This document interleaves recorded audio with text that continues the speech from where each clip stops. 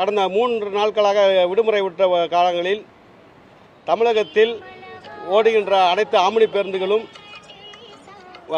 முறையாக மாநில வரி, இந்திய வரி 2 வரிகளும் செலுத்தி இயக்கிக் கொண்டிருக்கிறார்கள். இது போக்குவரத்து அதிகாரிகள் வேண்டுமென்றே ஒவ்வொரு டோல்கேட்டிலும் நின்று வழிப்பறி கொள்ளைகள் போல பணம் வசூலிப்பதற்காக வந்து பார்த்திங்கன்னா வண்டியை நிறுத்துகிறாங்க. இங்கே இப்போ இன்றைக்கி வந்து ரிட்டன் இன்றைக்கி அவசரமாக ஏன் ப்ரெஸ் மீட் கொடுக்குறோம்னா, இப்போ இன்றைக்கி வந்து எல்லோரும் ரிட்டன் வந்து அவங்களுடைய வேலைகளுக்கு அலுவலகங்களுக்கு கரெக்ட் டயத்துக்கு போகிறதுக்காண்டி வந்து இன்றைக்கி வந்து எங்களுக்கு டிக்கெட் புக் பண்ணியிருக்காங்க மக்கள். இது பார்த்திங்கன்னா இன்றைக்கி பூரா வரிசையாக எல்லா டோல்கேட்லேயும் நிற்பாங்க. நின்னாங்கன்னா ஒவ்வொரு டோல்கேட்லேயும் 1 மணி நேரம் 1.5 மணி நேரம் காலதாமதம் படுத்தி வண்டி ஏற்கனவே டோல்கேட்டில் வந்து லீவின் காரணமாக அதிக போக்குவரத்து நெரிசல் இருக்கும். கூட இவங்களும் வந்து பூரா எல்லா டோல்கேட்லேயும் செக் பண்ணுறங்கிற பேரில் 2 மணி நேரம் காலதாமதம் பண்ணி வேண்டுமெனே அலக்களித்து வண்டியை அனுப்புகிறார்கள். இதனால் வந்து பயணிகளுக்கும் எங்களுடைய ஓட்டுநர்களுக்கும் மிகப்பெரிய சண்டைகள் நடக்குது. அதிகாரிகளும் வந்து டிரைவர்கள் வந்து இந்த மாதிரி பாசஞ்சர்கள் ரொம்ப சண்டை போடுறாங்கன்னு சொன்னால் எரிஞ்சு விழுந்து ஓட்டுநர்களை வந்து தகாத வார்த்தைகளை வந்து பேசுகிறாங்க. இதனால் வந்து நிறைய மன உளைச்சலுக்கு டிரைவர்கள் ஆளாகிறாங்க. பஸ் ஓனர்ஸ் நைட்டு தூங்க முடியல. 1 மணி 2 மணிக்கு ஃபோன் கொடுத்தாலும் ஓனர்கிட்ட ஃபோன் வாங்கி அதிகாரிகள் என்ன ஏதுன்னு அதை என்ன பிரச்சனை நிப்பாட்டிருக்கேன்னு கேட்டால் அதுக்கு கூட ஃபோனை வாங்குறதில்ல, பதில் சொல்கிறதில்ல. இப்போ அதிகாரிகள் நல்ல அதிகாரி டிசி டிரான்ஸ்போர்ட் கமிஷனர் இருந்தால் அவங்க மாற்றிட்டாங்க. புதுசு கமிஷனர் வரும்போதெல்லாம் ஏதாவது ஒரு எதுவுமே தெரியாமல் நடைமுறைகள் தெரியாமல் திடீர்னு செக்கிங்னு ஒரு ஆர்டரை போட்டு விட்றாங்க. கேட்டால் வந்து எங்களுக்கு வந்து ஃபுல்லாக ஆர்டர் போட்டிருக்காங்க, எஸ்டிஏலேருந்து வந்திருக்கு, நாங்கள் என்ன செய்வோம் அப்படிங்கிறாங்க. ஆனால் வந்து என்ன வந்திருக்கு, எதுக்கு வந்திருக்கு, இதோடைய இது என்னென்னு கீழே இருக்க அதிகாரிகள் கரெக்டாக சொல்லணும். ஆனால் அவங்க தவறாக வழி நடத்துறன்னு பேரில் வந்து பஸ் ஓனர்களுக்கும் பிரச்சனை, பப்ளிக்கும் ரொம்ப பப்ளிக்கும் பிரச்சனை இருக்குது. இதுக்கு வந்து போக்குவரத்து அமைச்சரும் முதலமைச்சரும் முற்றுப்புள்ளி வைக்கணும்.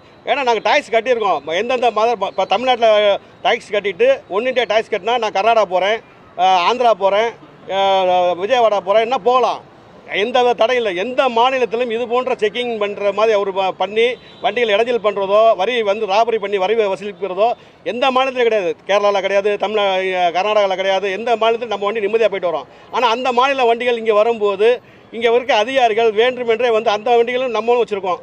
இப்போ கர்நாடகா ரிஜிஸ்ட்ரேஷனில் நம்ம வண்டி வச்சுருப்போம். ஏன்னா கர்நாடகா ரிஜிஸ்ட்ரேஷனில் சில நேரம் வந்து காவேரி பிரச்சனை அந்த மாதிரி வரணுங்கிற நேரத்தில் நம்ம வண்டிகள் வந்து கடந்த காலங்களில் கேபின்லாம் தீயரிக்கப்பட்டிருக்கு. அதனால் வந்து அதர் மாநிலத்தில் 4 வண்டி வச்சுருப்போம், சொந்த மாநிலத்தில் 20-25 வண்டி வச்சுருப்போம். இப்படி தான் வண்டி வந்து முறைப்படி ஆம்னி பேருந்து நடத்திக்கிட்டு இருக்கோம். அப்படி இருக்க வண்டிகளுக்கு வந்து எல்லாம் டேக்ஸ் வரி. இப்போல்லாம் வேகனில் பார்த்தா வண்டி தட்டுனாலும் தெரியும் அந்த வண்டிகளுக்கு வரி இருக்கா, எல்லாம் இருக்குது. எல்லாமே தெரிஞ்சே வேணுமுன்னே நிறுத்தி சும்மா அப்பப்போ கூட்ட நாட்களில் வண்டிகளில் வந்து எப்படி வந்து கட்டண கொள்ளைன்னு சொல்கிறாங்களோ அது மாதிரி இவங்க வந்து அதிகாரிகள் வந்து வழிபறி கொள்ள எல்லா பஸ் ஓனர்கிட்டையும் 25,000 ஃபைனு, 1 லட்ச ரூபா ஃபைனு, 2 லட்ச ரூபா ஃபைனு நினச்சதுக்கு 2 டேக்ஸ் கட்டியிருக்கு. தமிழ்நாடு டேக்ஸ் கட்டியிருக்காங்க இருக்குது. அதுபோக கோர்ட் ஆர்டரும் இருக்குது. வண்டியை வழியில் மறைக்கக்கூடாது, நிறுத்தக்கூடாது. இந்த வண்டியெல்லாம் அதையும் மீறி கோர்ட் ஆர்டரை மதிக்கிறதில்ல அதிகாரிகள்.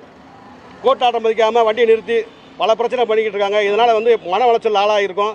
இன்றைக்கி வந்து இந்த காலகட்டத்தில் எல்லோரும் வந்து அதிகமான ஐடி தொழிலாளர்கள் மற்றும் இங்கேருந்து ரிட்டர்ன் 3 நாள் லீவ் கழித்து போகிறாங்க. அவங்களுக்கு எந்த வித இடைஞ்சல் பண்ணாமல் அதிகாரிகள் ஒத்துழைக்க வேண்டும்னு இந்த மாதிரியில் கேட்டுக்கிறோம். வண்டியை நீங்கள் செக் பண்ணுங்கள். மறுநாள் இப்போ கூட்டம் இல்லாத நாட்களில் ஃப்ரீயாக இருக்கனால ஆம்னி பஸ் ஸ்டாண்டில் கூட வந்து செக் பண்ணுறாங்க.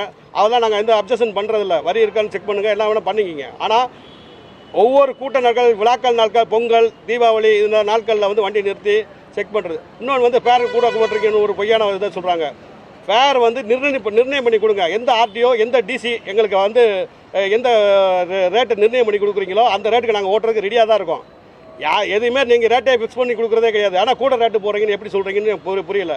ஆம்னி பேருந்துக்கு எவ்வளோ ரேட்டு போடணும், எந்த ஊருக்கு எவ்வளோ போடணும் அப்படிங்கிறத வந்து தெளிவாக அரசாங்கமாகவும் சரி, இல்லை டிரான்ஸ்போர்ட் போக்குவரத்து துறையாகவும் சரி 2 பேர் நிர்ணயம் பண்ணால் அதுக்கு வந்து அதே அளவுக்கு நாங்கள் ஓட்டுறதுக்கு தயாராக இருக்கோம். ஆனால் எந்த குற்றச்சாட்டுக்கும் எங்களை அழைச்சி பேசி நல்ல ஒரு முடிவெடுக்கிறதுக்கு போக்குவரத்து அமைச்சர் ரொம்ப ஸ்மூத்தாக தான் பேசுவார். ஆனால் அதிகாரிகளும் இப்படி தான் பண்ணிக்கிட்டு இருக்காங்க.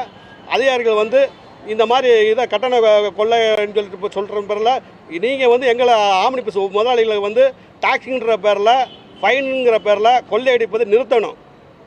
நீங்கள் வந்து இப்போ ஆர்டிஆர்ஸுக்கு போனால் எஃப்சிக்கு நாங்கள் ஃபீஸ் கட்டுறோம். ஆனால் நீங்கள் தான் எஃப்சிக்கு ஃபீஸ் கட்டுறதும் விடுறீங்களா?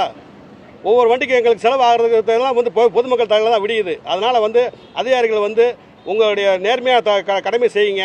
தேவையில்லாத பிரச்சனைகளை பண்ணி தேவையான சில ராங்கான அதிகாரிகளுக்கு கொடுக்குற ஐடியாவுக்கு வந்து செயல்பட வேண்டாம் என்று சங்கத்தின் சார்பாக கேட்டுக்கொள்கிறோம்.